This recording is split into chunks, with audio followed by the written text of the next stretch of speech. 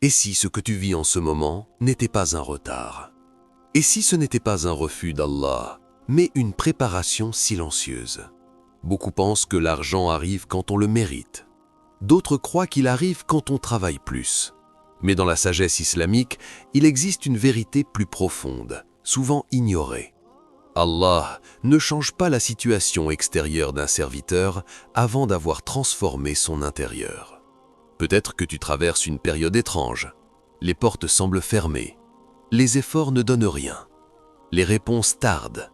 Et au fond de toi, une question revient sans cesse. Ya Allah, quand? Ce que peu de gens comprennent, c'est que juste avant une grande ouverture, Allah envoie des signes. Pas toujours pour annoncer l'abondance, mais pour préparer le cœur à la portée. Car l'argent, s'il arrive trop tôt, peut égarer.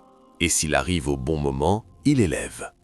Le prophète Mohammed sallallahu alayhi wa sallam nous a enseigné que la richesse n'est pas dans ce que l'on possède, mais dans ce que le cœur peut contenir.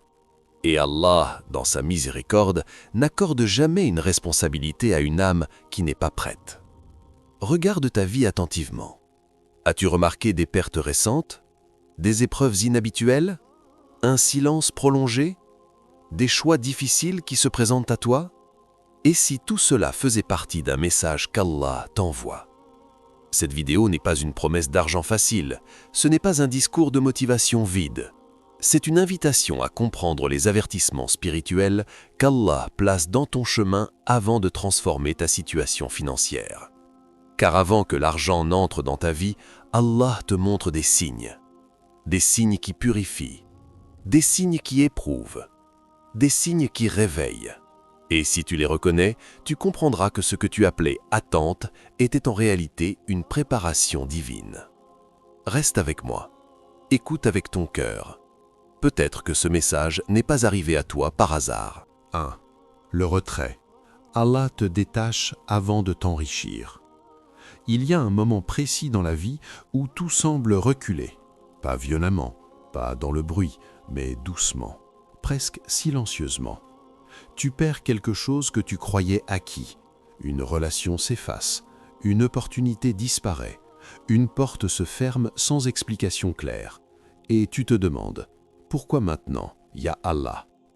Dans la sagesse islamique, ce moment n'est jamais vide de sens. Avant que l'abondance ne descende, Allah retire souvent ce qui encombre le cœur. L'être humain pense que la bénédiction commence quand on reçoit. Mais Allah, lui, commence souvent par enlever une dépendance, un attachement excessif, une illusion de sécurité. Car l'argent dans l'islam n'est pas une récompense émotionnelle, c'est une amana, une responsabilité, et aucun dépôt n'est confié à un cœur encore attaché à ce qui peut le détourner. Il y a des retraits qui font mal parce qu'ils touchent l'ego, d'autres qui font peur parce qu'ils touchent la stabilité, mais tous ont un point commun, ils dévoilent ce que ton cœur tenait trop fort, et Allah n'accorde pas la baraka à un cœur prisonnier. On raconte l'histoire d'un homme pieux qui travaillait depuis des années dans le même commerce. Il ne roulait pas sur l'or, mais il était stable. Un jour, sans avertissement, il est licencié. Injustice, colère, incompréhension. Les nuits deviennent lourdes, les invocations plus longues, parfois mêlées de larmes. Il cherche ailleurs, mais rien ne s'ouvre. Les semaines passent, puis les mois. Un soir, épuisé, il fait une invocation différente.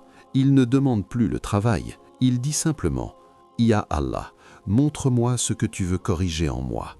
C'est à ce moment qu'il réalise quelque chose. Son cœur s'était attaché non pas à Allah comme pourvoyeur, mais à son emploi comme source de sécurité. Il priait, oui, mais son tawakkul était divisé. Son cœur disait Allah, mais son âme s'agrippait à une porte créée. Ce que beaucoup appellent perte est parfois une libération spirituelle. Allah retire ce qui te rassure faussement pour que ton cœur se repose enfin sur lui seul. Et c'est seulement à ce moment-là que la vraie ouverture peut commencer. Le Coran nous rappelle que la subsistance est entre les mains d'Allah, pas entre celles des causes visibles. Mais tant que le cœur s'attache aux causes plus qu'au créateur des causes, l'abondance devient un test dangereux. Car l'argent amplifie ce qui est déjà présent dans l'âme. Il ne corrige pas, il révèle. Alors Allah purifie avant d'augmenter. Il vide avant de remplir. Il fait le silence avant la parole. Il enlève les béquilles spirituelles pour voir si tu tiens encore debout avec lui seul. Pose-toi cette question, honnêtement. Qu'est-ce que Allah a retiré de ta vie récemment? Et si ce retrait n'était pas une punition, mais une protection? Il y a des choses que tu as perdues et pour lesquelles tu as pleuré, mais si elles étaient restées, elles auraient peut-être volé la baraka de ce que Allah s'apprêtait à t'offrir. Certaines portes se ferment parce que ce qui arrive ensuite a besoin d'un cœur plus léger. Dans la tradition spirituelle islamique, on dit que lorsqu'Allah aime un serviteur, il le prépare en secret. Et la préparation n'est jamais confortable. Elle ressemble souvent à un dépouillement, un retour à l'essentiel, à une solitude intérieure où ne reste plus qu'une certitude. Allah suffit. Et si ce que tu vis aujourd'hui n'était pas un retard financier, mais un réalignement du cœur? Car avant que l'argent entre dans ta vie, Allah veut d'abord s'assurer que ton cœur ne sortira pas de lui. 2. L'épreuve de la patience et de l'honnêteté. Il arrive un moment, après le retrait, où la pression commence à monter. Ce n'est plus seulement le manque, c'est l'attente. Une attente longue, silencieuse, parfois humiliante. Tu as fait ce qu'il fallait, tu as patienté, tu as invoqué, et pourtant, rien ne semble bouger. C'est là que l'épreuve devient plus subtile, plus dangereuse. Car Allah ne teste plus seulement ta foi, il teste ton intégrité. Dans l'islam, la patience n'est pas passive, elle est active, consciente, douloureuse parfois. Et elle devient particulièrement lourde quand les portes faciles commencent à apparaître. Des raccourcis, des propositions floues, des opportunités rapides qui brillent trop pour être totalement propres. C'est à ce moment précis que beaucoup chutent, pensant que l'aide d'Allah peut passer par n'importe quel chemin. Mais la subsistance qu'Allah destine à un serviteur ne passe jamais par ce qui le salit intérieurement. Il y avait un jeune homme connu pour sa droiture, travailleur, discret, toujours à l'heure à la mosquée. Pourtant, financièrement, il peinait. Un jour, un ami d'enfance revient vers lui avec une proposition. Rien d'illégal, dit-il, juste ambigu. Les chiffres sont bons, l'argent rapide, le besoin est réel, la tentation forte. Cette nuit-là, le jeune homme ne dort pas, son esprit justifie. Allah est miséricordieux, il connaît ma situation.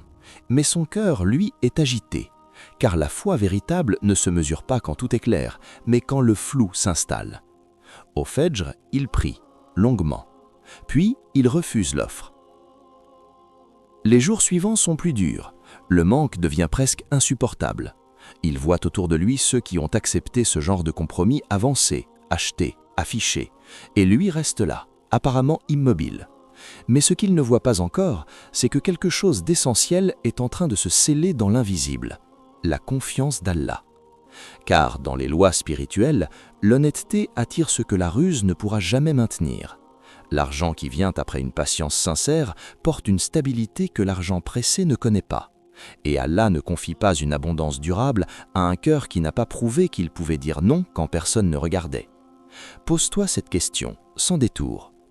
Quand la facilité s'est présentée, ton cœur était-il apaisé ou anxieux? L'inquiétude du cœur est souvent un signe, pas de faiblesse, mais de conscience. Elle est la trace d'une foi vivante et Allah observe ces instants-là, ceux où tu es seul avec ton choix, sans témoin, sans applaudissement. Le prophète, sallallahu alayhi wa sallam, nous a enseigné que la subsistance est écrite, mais il nous a aussi montré que sa pureté dépend du chemin emprunté. Et chaque chemin laisse une empreinte sur l'âme. Ce que tu gagnes dans la précipitation, tu le paieras souvent en tranquillité intérieure. Il y a une sagesse profonde dans le délai. Allah voit ce que tu ne vois pas, ce que tu serais prêt à sacrifier pour sortir de l'attente. Et parfois, il prolonge l'épreuve, non pas pour te faire souffrir, mais pour t'empêcher de te trahir toi-même. Réfléchis un instant. Si Allah t'accordait aujourd'hui une grande somme, serait-elle une source de paix ou un poids sur ton cœur? Car avant que l'argent n'entre dans ta vie, Allah veut s'assurer qu'il ne deviendra pas un outil contre toi, que tu sais attendre sans te corrompre, que tu sais dire non sans te durcir, que tu sais rester droit même quand la ligne devient floue. Et dans ce silence prolongé, pendant que tu crois être oublié, Allah observe chaque battement de ton cœur et chaque choix que tu fais dans l'ombre. 3. La solitude avant l'ouverture. Il y a une solitude qui ne ressemble à aucune autre. Elle n'est pas bruyante, elle ne crie pas, elle s'installe doucement, comme un voile entre toi et le monde. Les messages se font rares, les appels diminuent, les regards changent. Tu es entouré, mais intérieurement seul. Et tu te demandes en silence pourquoi plus personne ne comprend ce que je traverse. Dans le chemin spirituel, cette solitude n'est pas une absence, c'est une sélection. Allah isole parfois un serviteur non pas pour le punir, mais pour l'extraire du bruit. Car certaines ouvertures ne descendent que dans le silence, et tant que les voix autour de toi parlent plus fort que la voix intérieure, le cœur ne peut pas entendre ce qu'Allah veut lui confier. Il y avait une femme connue pour sa générosité, toujours présente pour les autres, toujours disponible. Mais lorsque sa situation financière s'est effondrée, ceux qui profitaient de sa présence ont disparu. Elle n'a pas été rejetée brutalement, non, elle a simplement cessé d'être sollicitée. Et dans ce vide soudain, une douleur nouvelle est née, celle de l'inutilité perçue. Les nuits devenaient longues, les invocations hésitantes. Elle ne demandait même plus l'aide d'Allah avec insistance, mais avec fatigue. Jusqu'au jour où, dans un moment de vérité, elle s'est posé une question simple et cruelle.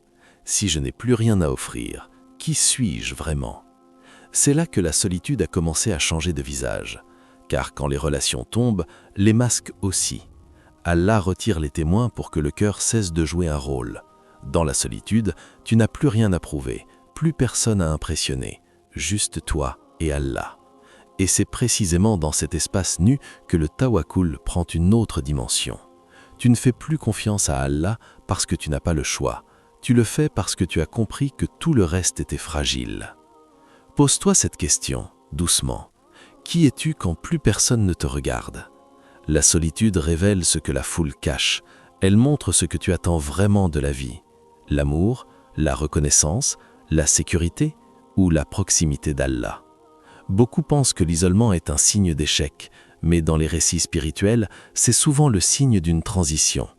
Avant chaque aube, il y a une nuit plus sombre que les autres, pas parce que le soleil a disparu, mais parce qu'il est sur le point de revenir.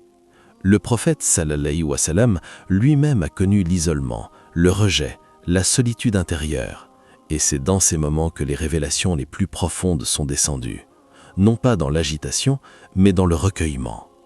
Quand Allah t'éloigne de certaines personnes, il ne t'abandonne pas, il te rapproche. Il crée un espace où sa présence devient plus perceptible, où chaque invocation devient plus sincère, où chaque larme devient une conversation. Réfléchis encore. Et si cette solitude était un rendez-vous ? Et si Allah t'avait éloigné du monde pour te rapprocher de lui avant de t'accorder ce que tu demandes ? Car l'argent, quand il arrive, attire du bruit, des attentes, des visages. Et Allah prépare parfois le cœur dans le silence pour qu'il ne se perde pas quand la foule reviendra.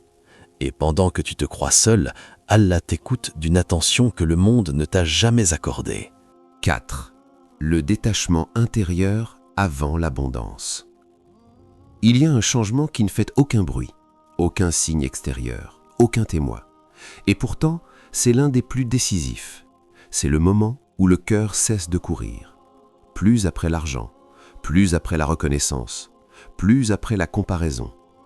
Quelque chose s'apaise, pas par résignation, mais par compréhension.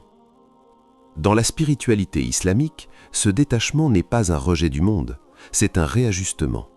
L'argent n'est plus un objectif, mais un outil. Plus une obsession, mais une responsabilité. Et ce basculement intérieur est souvent le dernier seuil avant l'ouverture.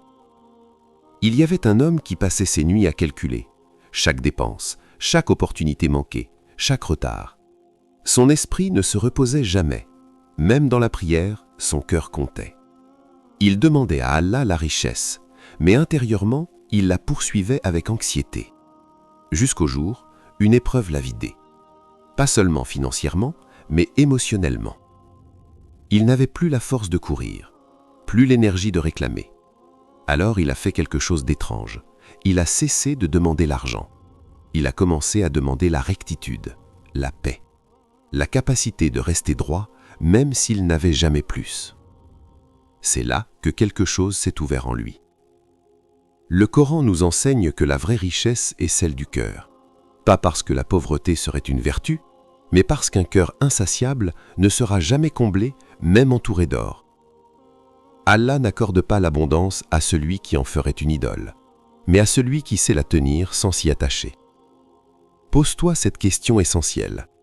Si Allah te donnait aujourd'hui ce que tu désires, ton cœur se rapprocherait-il de lui ou s'en éloignerait-il? Le détachement intérieur n'arrive pas quand on n'a plus rien. Il arrive quand on pourrait encore vouloir, mais qu'on choisit de faire confiance. C'est un silence intérieur, une absence de tension, une paix qui ne dépend plus du résultat.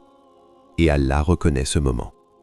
Non pas parce que le serviteur a renoncé, mais parce qu'il s'est aligné. Quand le cœur cesse de forcer, les portes cessent de résister. Il y a une sagesse subtile. Tant que tu poursuis l'argent avec peur, tu le traites comme une source. Mais quand tu poursuis Allah avec sincérité, l'argent devient une conséquence, et les conséquences arrivent sans lutte. Réfléchis profondément. Pourquoi Allah te donnerait-il quelque chose qui pourrait te détourner de lui? Ce n'est pas le montant qui compte, c'est la place. L'argent peut vivre dans tes mains sans jamais entrer dans ton cœur. Et c'est à cet instant précis que la baraka commence à se manifester. Quand le désir se transforme en confiance, quand l'attente devient abandon, quand la demande devient soumission. Ce détachement intérieur n'est pas la fin du chemin. C'est le seuil invisible que beaucoup ne franchissent jamais parce qu'ils confondent encore vouloir et avoir. 5. Les signes subtils avant l'ouverture divine. Quand tout semble calme, presque trop calme, quelque chose commence à bouger dans l'invisible. Pas avec fracas, pas avec éclat, mais par des signes discrets, presque timides. C'est souvent ainsi qu'Allah agit avant une grande ouverture. Il ne bouleverse pas d'un coup, il prépare. À ce stade, beaucoup passent à côté, parce qu'ils attendent un miracle spectaculaire, une somme soudaine, une annonce claire, une porte immense qui s'ouvre devant eux. Mais Allah, dans sa sagesse, commence par de petites fissures dans le mur, et seules les âmes attentives les remarquent. Un appel inattendu, une idée persistante qui revient sans raison apparente, une rencontre qui semble anodine, un retard qui t'amène ailleurs. Ce sont des signes que tu aurais ignorés autrefois, mais ton cœur n'est plus le même, il est plus calme, plus réceptif, il ne force plus, il observe. Il y avait un homme qui, après des années de blocage, avait cessé de courir après les opportunités.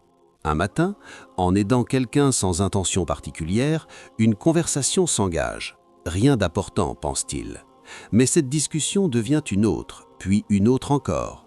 Des semaines plus tard, cette simple rencontre devient la cause d'une ouverture financière qu'il n'aurait jamais pu planifier. Il n'avait rien provoqué, il avait simplement répondu présent. Dans la tradition spirituelle, on dit qu'Allah envoie les causes avant d'envoyer les résultats. Mais tant que le cœur est agité, il ne reconnaît pas les causes, il les méprise, il les juge trop petites, trop lentes, trop ordinaires. Pose-toi cette question. As-tu récemment vécu quelque chose que tu as appelé coïncidence? En islam, la coïncidence n'existe pas. Il n'y a que des rendez-vous que l'âme reconnaît trop tard. Et plus le cœur est purifié, plus ces rendez-vous deviennent visibles. À ce stade, Allah n'éprouve plus ta patience par le manque, mais par l'attention. Il observe si tu sais reconnaître ce qui est envoyé, si tu respectes les petites ouvertures comme tu respecterais une grande. Car celui qui néglige le détail ne saura pas porter l'ensemble. Il y a aussi un signe intérieur, la paix face à l'inconnu. Tu ne sais pas comment, tu ne sais pas quand, mais tu sens que quelque chose est en mouvement. Et cette sensation n'est pas de l'impatience, c'est une certitude douce, une confiance silencieuse. Réfléchis encore. Et si ce que tu attends ne venait pas comme tu l'imagines, serais-tu capable de le reconnaître? Allah ne copie jamais nos scénarios, il dépasse nos attentes. Et souvent ce que tu demandais arrive, mais sous une forme plus pure, plus juste, plus durable. À ce moment précis, l'âme n'est plus dans la demande, mais dans la réception. Même avant que l'argent n'arrive, la baraka commence déjà à se manifester dans la clarté, les relations, les décisions. Et c'est ainsi qu'Allah ouvre, discrètement, parfaitement, sans bruit, pour ceux dont le cœur a appris à voir avant de posséder. Peut-être que jusqu'ici, tu as cru que tes épreuves, tes pertes et tes retards étaient des obstacles. Mais dans la lumière de la sagesse d'Allah, tout prend un sens. Chaque retrait, chaque épreuve, chaque moment de solitude, tout était une préparation pour ce qui va arriver.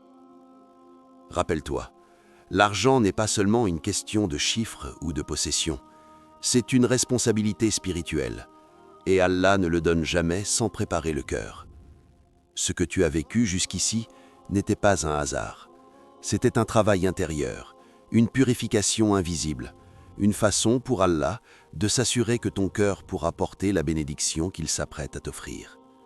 Alors, observe les signes autour de toi, écoute les messages subtils dans les épreuves et les moments de silence.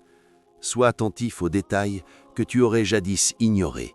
Ils sont la manière dont Allah prépare ton âme pour ce qui est à venir. Et souviens-toi, la patience, l'honnêteté et le détachement intérieur sont les clés pour accueillir la baraka d'Allah pleinement. Ce n'est pas une course contre le temps ou contre les autres, c'est un chemin spirituel où chaque étape, même silencieuse, est précieuse. Alors, prends une profonde inspiration, laisse ton cœur se reposer et garde la foi. Parce que ce qui t'attend est plus grand que ce que ton esprit peut imaginer et plus pur que ce que ton cœur peut contenir. Allah travaille pour toi, même dans ce que tu ne vois pas.